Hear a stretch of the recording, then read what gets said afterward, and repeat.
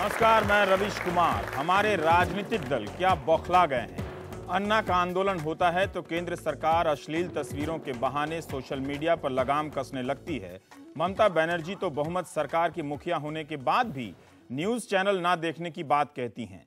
Social media की निगरानी करने के लिए पार्टी में सेल बनाने की बात होने लगती है। अकेले ममता बनर्जी ही क्यों, पंजाब के चुनावों में कांग्रेस के अमरिंदर सिंह बादल सरकार पर आरोप लगाते थे कि मीडिया और केबल उनके लोगों के नियंत्रण में है, तो इसलिए उनके भाषण का कोई भी अंश ना टीवी पर दिखेगा ना अखबार में छपेगा। प्रेस काउंसिल ऑफ इंडिया के चेयरमैन काटजू साहब ने कहा है कि बिहार की मीडिया और नीतीश कुमार की सरकार की मिलीभगत है। बिहार में प्रेस को कोई आजादी नहीं है। अंग्रेजी पत्रिका ओपन ने अपनी मेन स्टोरी में नीतीश कुमार को बिहार का एडिटर इन चीफ बता दिया है।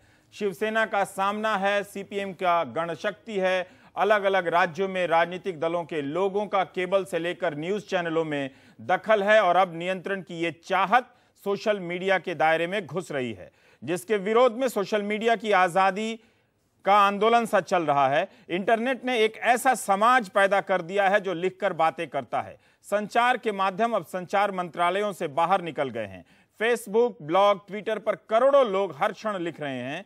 ये किसी संस्थान या संपादक के चेले नहीं हैं जिन्हें विज्ञापन से लेकर लाइसेंस के डंडे से नियंत्रित किया जा सके।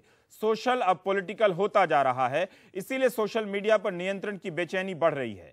वे अभिव्यक्ति पर अश्लीलता, राष्ट्रद्रोह, धार्मिक भावनाओं को भड़काने जैसी पुरानी दकियानुसी सोच के आधार पर अंकुश लगाना चाहते हैं। वैसे सोशल मीडिया में एप्लीकेशन के जरिए व्यक्तिगत सेंसरशिप है। आप किसी चीज को ब्लॉक कर सकते हैं, स्पैम घोषित कर सकते हैं, लेकिन जब आपसे पूछे बिना यही काम कोई और करे और उसकी परिभाषा भी तय कर दे तो आपकी आजादी कम होती है। जाहिर है टकराव बढ़ेगा। इंटरनेट संपूर्ण आजादी के सिद्धांत पर काम करता है, इसका भूगोल नहीं होता। लेकिन अब इंटरनेट कंपनियां सरकारों के दबाव में झुक रही हैं।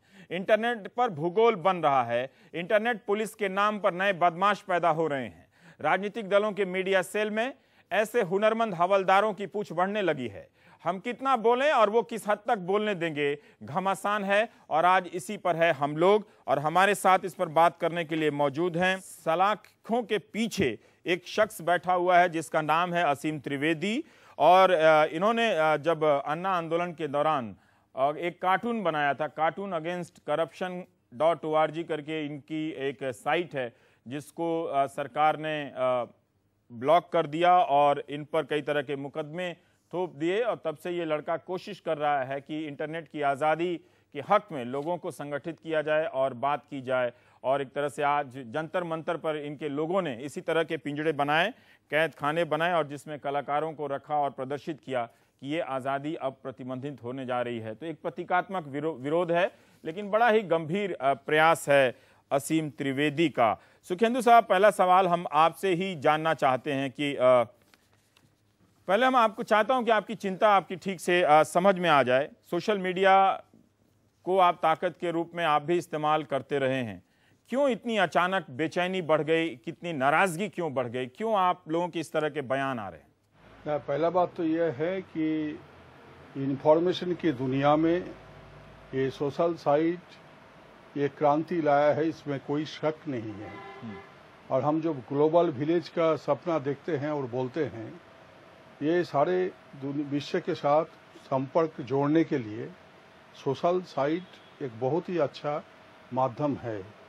जो बात उठ रहा है, हम नहीं कह रहे, लेकिन कई महलों में जो बात उठ रहा है वो इसको जो एवरेशंस हो रहा है, इसका जो विघटन हो रहा है, उसके बारे में सवाल पैदा होता है। सोशल साइट के बारे में कोई ऐसा सवाल पैदा नहीं हुआ। विघटन से क्या क्योंकि हम सड़कों पर भी लोग बातें करते हैं, आप भी एक विरोधी दल के रूप में बातें करते थे, हम भी बातें करते हैं, तो क्या दिक्कत है उससे? पहले तो आपको मुझे संशोधन कर देना चाहिए कि ममता जी ने सिर्फ बोला कि उस चैनल आप मत देखिए जो पॉलिटिकली मोटिवेटेड है।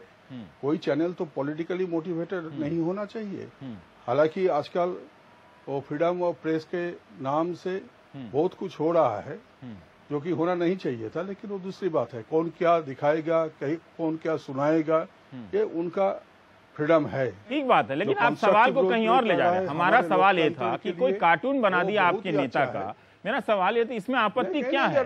हम लोग तो जब तमाम भी नेताओं के मजाक उड़ाते रहते सवाल हैं। आप तक पहुंचता है तो तब आपको नाराजगी आ जाता है। हाँ प्रॉब्लम यही है, प्रॉब्लम आप लोगों का यही है हाँ। कि आप लोग अपना फ्रीडम के सोच रहे हैं, दूसरे का फ्रीडम नहीं सोच रहे हैं। हमारा भी कुछ फ्रीडम होता है बोलने का, हाँ हमारा भी फ्रीडम ऑफ स्पीच है कि नहीं, ये सोचिए। जब सवाल आप तक पहुंचता है हाँ। तब आपको ताप लगता है, और ताप लगते ही आप हाँ, एकदम सही बात बेचैन है, हो सही जाते बात है। हैं।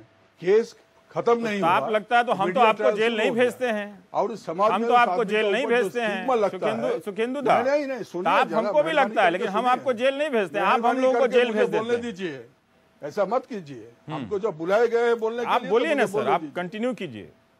हमें नाज है आपके ऊपर, लेकिन कभी कभी कुछ दुष्ट चक्र ने जानबूझ के जो पेड न्यूज करता है, उसका जो बुरा असर हमारा समाज के ऊपर पड़ता है, हमारे नाराजगी उसी का ऊपर है और उसी के ऊपर।